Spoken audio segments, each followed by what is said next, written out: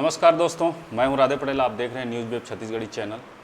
उस बीच में बता दूं, आज एक ऐसे शख्स हमारे चैनल में जुड़ रहे हैं जिनकी शख्सियत के बारे में अगर बताऊं तो बहुत कम है, जो कि बता ही देता हूं। बस्तर टाकिज से हैं, जिन्हें हम गुरु मानते हैं और गुरु मानने के बाद अब उनको ऐसे शब्द से नवाजेंगे जो कि हम बोलते ज़रूर हैं कि वो बस्तर टाकीज हैं रिपोर्टिंग के मामले में। उस शख्स से आज मिलवाएंगे, तो वो जुड़ चुके हैं हमारे साथ। तो नमस्कार विकास भाई। भैया बहुत धन्यवाद। और हमारे बहुत धन्यवाद कि आपने अपने चैनल में मुझे स्पेस दिया। लेकिन मैं पहले आपसे एक निवेदन करूंगा कि मैं आपसे उम्र में बहुत छोटा हूं और सबसे ज़्यादा जीवन में समय सिखाता है, तो आप मेरे से ज़्यादा समय देते हो, तो मैं आपका गुरु कभी नहीं हो पाऊँगा। हाँ, आदमी एक दूसरे से सीखता ज़रूर है, लेकिन गुरु एक होता है, तो आपके गुरु समय। तो बहुत धन्यवाद कि आप इतना इज्जत दिए, लेकिन मैं आपसे उम्र में छोटा हूँ, तो शर्मिंदा ना करें ऐसा भाई। तो कुछ जानकारियाँ चाहेंगे। जैसे रिपोर्टिंग करते करते बहुत सारी चुनौतियाँ आती हैं, और इस चुनौतियों का सामना जैसे बस्तर जैसे जगहों में, नक्सल बिहट इलाकों में रिपोर्टिंग के लिए पहुंचते हैं, कितनी चुनौतियां मिलती है वहां पे, कैसे रास्तों से गुजरते हैं। जैसे यूट्यूब में हम तो देखते ही हैं, लेकिन जो ग्राउंड रिपोर्ट है वो हमेशा दर्शकों के पास पहुंचाते हैं। कितनी दिक्कत होती है, कितनी परेशानी होती है। भैया देखो, मतलब चुनौती तो हर जगह है। मैं हर बार बोलता हूँ, ये लाइन मैं दोहरा रहा हूँ, मैं कहीं और भी बोला हूँ इस बात को, चुनौती के नाम पे, कि चुनौती तो सांस लेने में भी है, फेफड़ों को फूलना पड़ता है। मतलब हर बात में चुनौती है। मतलब हमको खाना खाने के लिए भी उसको चबाना पड़ता है। हर चीज़ में कष्ट है, और अब वो कष्ट का लेवल ऊपर नीचे होता रहता है। तो कोई भी काम आप करोगे, मतलब आप घर बैठे भी कोई काम कर रहे हो, तो उसमें भी बहुत सारी दिक्कतें हैं। लेकिन बात यह है कि आपने खुद से चुना है या आपसे मजबूरी में करवाया जा रहा है, तो वो आपके काम में परफेक्शन या काम में खराबी लेके आएगा। जैसे मैंने खुद से चुना है इस ग्राउंड रिपोर्ट को, तो कई बार मैं दर्शकों को दिखाता भी हूँ कि कितनी दिक्कतें हो रही हैं या कितनी परेशानी हो रही है। लेकिन कई बार मैं नहीं भी दिखाता हूँ कि मुझे अपनी परेशानी दिखा के सांत्वना नहीं लेना है, क्योंकि ये मैंने खुद से चुना है ना। तो मैं इसको क्या बताऊँ रोज़ रोज़ कि मैं इतना परेशान हो रहा हूँ या मैं जान जोखिम में डाल के जा रहा हूँ। तो चुनौती हर जगह पे है। हाँ, अब शारीरिक तौर पे जैसे मेरे घुटने में दिक्कत है, तो मेरे लिए कल आप मेरे साथ थे तो देख रहे होगे कि पहाड़ से उतरने में कितना कष्ट मुझे हो रहा था। लेकिन वो बताया ना कि एक नशा हो जाता है धीरे धीरे।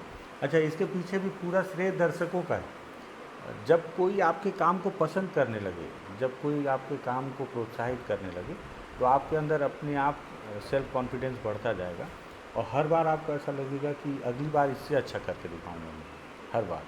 और हर बार ज़रूरी नहीं कि आपको उस काम के पैसे मिलें इसलिए कर रहे हैं। प्रशंसा भी पैसे से बड़ा होती है।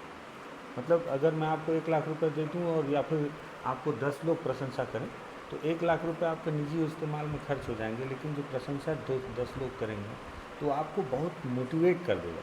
और उस मोटिवेशनल जो आपको जो ताकत मिलेगी, तो मुझे लगता है कि फिर सारी चुनौतियाँ आपको जो है बहुत नगण्य लगने लगेंगी। ठीक है, कुछ नहीं, ये तो बहुत नॉर्मल चीज़ है।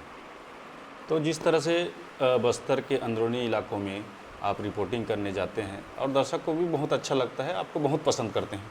इस तरह से अगर कहा जाए कि जैसे कई यूट्यूब में देखा हूँ, जैसे नक्सलाइटों के साथ आप वाक टू वाक बात कर रहे हैं, तो ये ऐसा संभव होता था वास्तव में? ऐसा मेरा दर्शक जानना चाहते हैं। कैसे कैसे मैं समझा नहीं। जैसे कोई कार्यक्रम होता है नक्सलाइटियों के, और जैसे कोई माओवादियों उत्साह, को हाँ, लेकर। कोई उत्साह मना रहे थे, वहाँ पहुँच के वाक टू वाक बात करते हैं, ऐसा संभव होता था क्या वहाँ पे? हाँ, होता कई सारे जैसे हजारों की संख्या में नक्सली है। वैसे था मतलब? हाँ हाँ, बिल्कुल बिल्कुल। जी। अब वो जो तस्वीरें हैं वो एडिटेड नहीं है, एकदम ओरिजिनल है। तो माओवादियों से अब जब आप उस फील्ड में काम कर रहे हैं, तो बातचीत होना कोई बहुत बड़ी बात नहीं जी। है, लगातार होती है बातचीत। तो जिस तरह से आप लगातार रिपोर्टिंग करते जा रहे हैं, केंद्रीय गृह मंत्री अमित शाह ने कहा है कि मार्च 2026 तक जो माओवादी है वो जड़ सहित ख़त्म हो जाएंगे। क्या आपको लगता है ऐसा हो सकता है? देखिए, अमित शाह जी ने ये दावा तो किया है और फोर्स काम कर भी रही है, लेकिन मुझे पता नहीं क्यों ऐसा लगता है कि माओवादी तो मारे जा रहे हैं, माओवाद नहीं मर रहा है। तो ये एक विचारधारा है, और 31 मार्च का इंतज़ार मैं भी कर रहा हूँ बहुत बेसब्री से कि उसके बाद क्या होगा। जी। जिस दिन सरकार घोषणा करेगी कि अब इलाका माओवाद से मुक्त हो गया है, तो उसके बाद फिर मैं देखना चाहूँगा कि क्या वाकई ख़त्म हुआ है। क्योंकि मैंने देखा है कई सारी तस्वीरें कि जो माओवादी तेलंगाना के यहाँ मारे जा रहे हैं, और जब उनकी डेड बॉडी उनके घर में ले जाई जाती है तो उनके अंतिम संस्कार में बहुत बड़ी भीड़ उमड़ती है। मैंने एक बार इस बात का जिक्र भी किया कि कोंटा में एडिशनल एसपी साहब की शहादत हुई आईडी ब्लास्ट में अभी हाल के दिनों में, जब उनका अंतिम संस्कार किया गया छत्तीसगढ़ की राजधानी रायपुर में, तो मैं वहाँ गया हुआ था। तो मैंने देखा तो मुझे इस बात से बड़ा दुख हुआ कि छत्तीसगढ़ की राजधानी रायपुर में एक एडिशनल एसपी के अंतिम संस्कार किए जा रहे हैं और वहाँ का जो शमशान घाट है वो आधा खाली था, और एक माओवादी का शव जब तेलंगाना में ले जाया जा रहा है तो वहाँ सड़कों पर पैर रखने की जगह नहीं है। तो ये तस्वीरें आपको सोचने पे मजबूर करेंगी कि क्या हो रहा है। सरकार जो आंकड़े गिना रही है कि हमने इतनी संख्या में माओवादियों को मारा, इतने सरेंडर हुए, तो जो उनकी विचारधारा को मानने वाले लोग हैं जो घर पे बैठे हैं अभी भी, तो विचारधारा आप मार पा रहे हैं क्या? विचारधारा मारने के लिए आपको बंदूक काम नहीं आएगी। विचारधारा के लिए विचारधारा ही चाहिए, भरोसा चाहिए। तो इसीलिए मुझे लगता है कि 31 मार्च को अब सरकार तो जो बोल देगी वही सच है, और नेताओं के, मंत्रियों के बयान पर कितना ही भरोसा कर लेंगे आप, क्योंकि यही सरकार बोलती थी अब की बार 400 पार, नहीं आया। बहुत सारे हमारे देश के ऐसे गांव हैं जहां पे बोलते हैं कि गांव ओडीएफ मुक्त है और लोग शौच को बाहर ही जा रहे हैं, लेकिन कागजों में ओडीएफ मुक्त। तो ऐसे कई चीज़, जैसे आप भी रिपोर्टिंग कर रहे हैं, आप देखते होंगे कि कागजों में जो सुविधाएं दी गई हैं ज़मीन पर सुविधाएं हैं ही नहीं। लेकिन सरकार की अगर माने तो कागज़ में है, ज़मीन पे माने तो नहीं। तो 31 मार्च को सरकारी दावे में हो सकता है कि माओवाद खत्म हो जाए, लेकिन मुझे लगता है कि ये इतनी आसानी से नहीं। इसके लिए मैं एक चीज़ बोलता हूँ तो कुछ लोगों को तकलीफ़ हो जाती है, लेकिन हकीकत यही है कि माओवादियों की लड़ाई सही है या गलत है, मैं इस पर नहीं जा रहा हूँ, ये सबके अपने अपने विचार देखेंगे। लेकिन एक बात ये भी सच है कि माओवादी अपनी लड़ाई के प्रति ईमानदार है, और सरकार के पास सारे संसाधन हैं, बस एक ही चीज़ नहीं है, ईमानदारी। मैंने ये भी देखा है कि कोई माओवादी कभी पुलिस को हथियार बेचता हुआ नहीं पकड़ा है, लेकिन सुकमा में पुलिस के लोग माओवादियों को हथियार और कारतूस बेचते हुए गिरफ्तार किए गए हैं। ये आपको सोचने, उदाहरण एक ही क्यों ना हो, लेकिन ये आपके लिए सोचने के लिए एक उदाहरण के तौर पे बहुत है। तो हम जब तक ईमानदारी से नहीं काम करेंगे, अभी भी जितने काम हो रहे हैं उसमें अगर आप बहुत आराम से अगर जांच पड़ताल करेंगे तो आपको समझ में आएगा कि इसमें बहुत खेल है। जो बोला जा रहा है, जो दिखाया जा रहा है, उसकी हकीकत कुछ और। तो इसलिए मैं बोल रहा हूँ कि ईमानदारी से काम नहीं हो रहा है, वरना ऐसा कैसे हो सकता है। किसी एक वरिष्ठ वकील ने मुझसे कहा था कि आप सोचिए कितना हास्यास्पद है और कितना दुखद है कि हमारे देश में गौतम बुद्ध हुए, हमारे देश में विवेकानंद हुए, महात्मा गांधी हुए, और इनकी विचारधारा को दूसरे देश के लोगों ने अपनाया, और हमारे देश के लोगों ने चाइना के माओ की विचारधारा को अपनाया। सोचो विचारधारा की बात, तो ये दुखद है। तो हमको उस विचारधारा को विचारधारा से ही काटना पड़ेगा, ईमानदारी से। समय लगेगा, लेकिन 4 दशक हो गया, काश ईमानदारी से पहले काम हुआ होता तो आज मुझे लगता है कि पहले से ही समस्या समाप्त हो जाती। मैं भी कल ग्राउंड रिपोर्ट में था तो मुझे ये बात लग रही थी कि वो 70 साल का बालकृष्ण पूरी उम्र उसने गुजार दी जंगलों में, आखिर मारा गया उस लड़ाई के लिए जिसका परिणाम उनके पक्ष में कभी आएगा ही नहीं आया। और अब भी उनको पता है कि अब वो इस बुरी परिस्थिति में है कि आगे चल के अब उनको ऐसे काडर नहीं मिलेंगे, ऐसे लोग नहीं मिलेंगे, और धीरे धीरे जब आप मारे जाएंगे तो आप क्यों ना लड़ाई का पैटर्न चेंज कर दें, मुख्य धारा में लौट आएँ, राजनीतिक तौर पर लड़ें ईमानदारी से राजनीति हो सकती है, कोशिश की जाए, शायद आपके साथ लोग जुड़ जाएँ। तो ये सारी चीज़ें।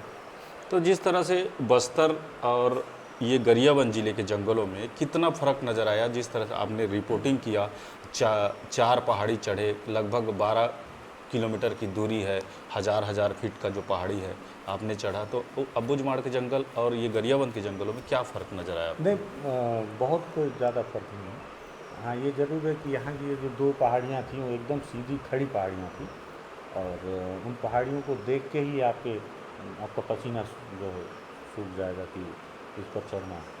पेशाब सूख जाएगा, पसीना क्या, पसीना तो तरबतर कर देगा आपको। और बाकी अबूझमाड़ में भी आपको इसी तरह की परिस्थितियाँ दिखेंगी। इसी तरह से बहुत दूर दूर को एक आध छोटा सा गांव दिख जाएगा, इसी तरह से जंगल, कोई बताने वाला नहीं कुछ नहीं, कमोबेश वही स्थिति है। तो जैसे आपने रिपोर्टिंग के दौरान देखा, बस्तर में भी वही जनजीवन है, और यहाँ जो मटाल गांव में हम पहुँचे हुए थे रिपोर्टिंग के दौरान, वहाँ भी यही जनजीवन है।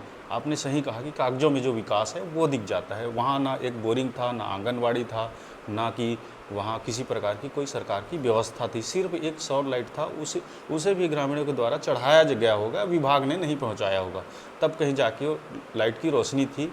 और इस तरह से जो गांव का जो विकास है, चाहे बस्तर कहें, चाहे गरियाबंद जिला कहें, या छत्तीसगढ़ के सरगुजा, अंबिकापुर, जहाँ की बात करें, तो हर जगह दशा और दिशा सेम है। तो विकास की जो बात कही जा रही है, सरकार जितनी फोकस वो भारतमाला रोड में कर रही है, अगर गांव की सड़कों की विकास करे तो कहीं ना कहीं ये सरकार जो है फलीभूत हो सकती है। तो इसके बारे में थोड़ा सा देखिए, क्या है कि हर किसी का एजेंडा है और हर कोई बहुत दूर तक उस पर पॉलिसी पे सारी चीज़ों पे गणित लगाता है। भारतमाला भागती हुई दुनिया के लिए सबसे आवश्यक सड़क है भारतमाला, क्योंकि अब हर किसी को कम समय में बहुत दूर तक का सफ़र तय करना है, हर किसी को। जी। इसलिए लोग अब हवाई जहाज़ का सफ़र करते हैं ज़्यादा, क्योंकि समय बचाना। पैसे अकूत हैं बड़े लोगों के पास में, समय नहीं है, तो उनके लिए भारतमाला भी ज़रूरी है।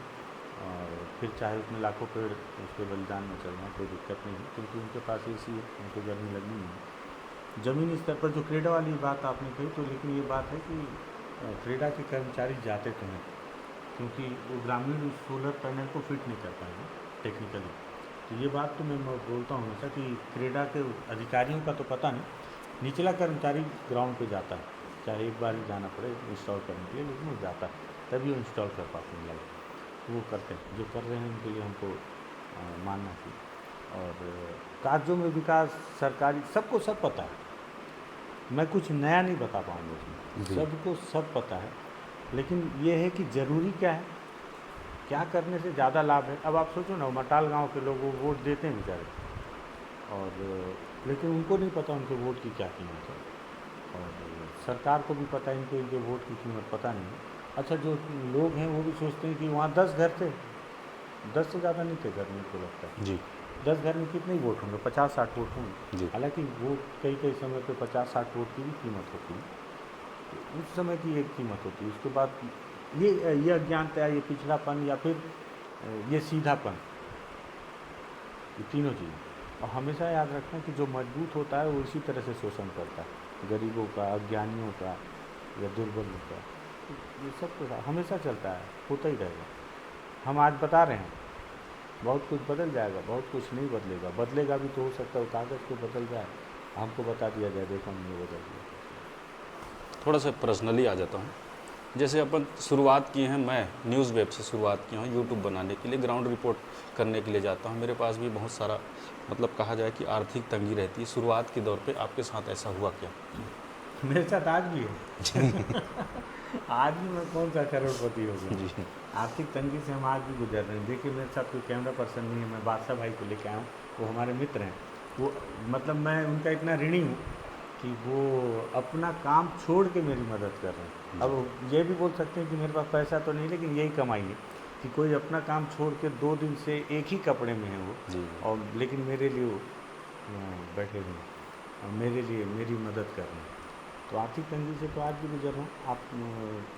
अब मेरे पास देखिए, यूट्यूब के रेवेन्यू में अप डाउन चलता रहता है, तो उससे खर्च चल जाता है, कभी कभी खर्च भी नहीं चलता। फिर यही है कि फिर आप कहीं से पैसा लेंगे तो बात खुलेगी, और बात खुलेगी तो फिर बदनामी होगी, और पैसा लेंगे तो आपकी रिपोर्टिंग में भी प्रभाव पड़ेगा। जी आप किसी से भी पैसा ले लेंगे तो आपकी रिपोर्टिंग में प्रभाव बिल्कुल पड़ेगा, क्योंकि फिर आपको उसको एक अलग व्यवहार आपको करना पड़ेगा उसके साथ में।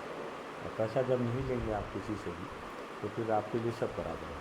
फिर चाहे माओवादी हों, सरकार हों, पुलिस हों, फिर बीजेपी के हों, कांग्रेस के हों, या किसी के, पैसा अगर किसी से नहीं ले रहे हैं तो फिर आपको किसी से नहीं करनी, फिर जो दिख रहा है वो आप रिपोर्ट कर सकते हैं।